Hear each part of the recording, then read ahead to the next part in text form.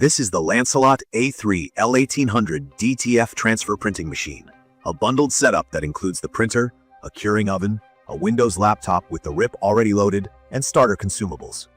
I picked it up because I wanted a reliable way to print on both dark and light garments without messing with pre-treatment. Key features that stood out to me right away were the white ink stirring and circulation system, the A3 size with a roll feeder, the USB plug-and-print workflow, and CMYK plus white output at up to 1440 by 1440 dpi. In my opinion, this package is aimed at people who want to get rolling fast and don't want to chase drivers and software on their own. The unit looks like a purpose-built machine, even though it's based on an Epson photo printer. It's wide and low, with a sturdy metal casing and a simple push-button control panel. On the side sits the external ink tank system with separate reservoirs for CMYK and 2 white channels, and you can actually see the white ink stirring and circulating. The roll feeder mounts at the back for continuous film, while the prints exit from the front. The dimensions mean it needs a dedicated table, and it's heavier than a typical office printer, so once you place it, you won't want to move it often. The build communicates function over flash, and every external add-on makes sense once you start using thicker DTF inks and film. From my experience, setup was straightforward because the laptop arrived pre-configured. I connected USB, powered on, and focused mostly on ink loading and the initial charge. Filling the tanks is simple, but I was careful with white ink to avoid bubbles. The first ink charge took a while, then I ran a nozzle check to confirm all channels were alive. The RIP on the included laptop recognized the printer immediately, and having a clean Windows environment avoided the driver conflicts I've hit before on my own PC. I use a Mac for design, but I had to export files and transfer them over because this RIP is Windows only. If you're new to DTF, you print the design mirrored onto PET film, lay hot melt powder over the wet ink, shake off the extra, cure it in the oven until the powder melts smooth, then press it onto fabric with a heat press. White ink is the base layer that lets colors pop on dark garments. This bundle made the process easy to learn because I had all the pieces in one place, and the oven settings included in the guide were a solid starting point. I settled around 145 degrees for roughly 2 minutes in the oven, then 160 degrees for about 40 seconds on the press for most cotton tees. Cold peel versus hot peel depends on the film. Mine favored a warm peel. Print quality at 1440 by 1440 is sharp and vibrant. Fine details in small text and gradients held up better than I expected, and the white layer had good opacity when my nozzle check was perfect. Speed-wise, a full A3 transfer took around 10 minutes on my settings, and shorter runs on A4 felt noticeably faster. This isn't a production rocket, but it's steady if you build your workflow around it. The roll feeder helped me run longer designs and multiple small logos in one strip, and I had fewer jams than I usually get with single sheet feeds, as long as the film was flat and the path was clean. Maintenance is the real conversation. The white ink has heavy pigment, so it wants to settle everywhere. I keep a daily rhythm, shake the ink bottles, run white ink circulation, do a quick cleaning, then a nozzle check. If any lines are missing on the test, I clean again before printing real jobs.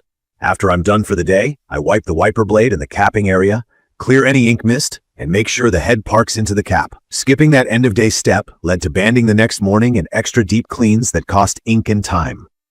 Weekly, I wipe the encoder strip, it's the clear ruler the head reads for position, clean the pinch rollers, and lightly lube the carriage rail.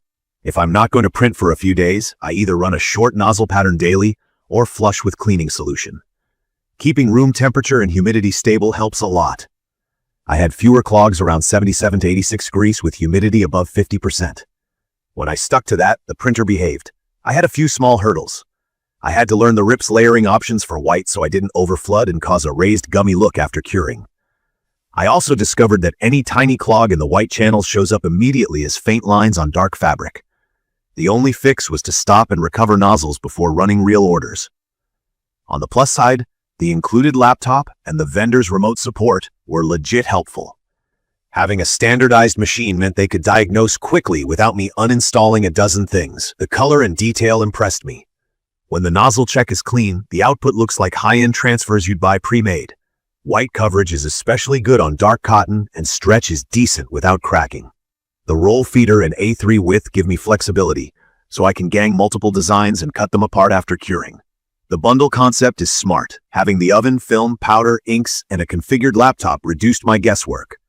In my opinion, that's what makes it accessible. DTF can be intimidating, but the kit steps around the typical setup headaches. The maintenance tools and documentation are also right there, which nudged me to build good habits. It's perfect for small apparel runs, custom logos, team jerseys, tote bags, hoodies, and even trickier materials like polyester and blends where DTG or vinyl might fall short. I pressed transfers on denim and canvas with no fuss, and the results felt durable after multiple washes. If you keep your workflow tight, print, powder, cure, press, it's smooth. I'd recommend this for anyone who wants a complete DTF path without piecing components from scratch, who can commit to daily checks, and who values quality over raw speed.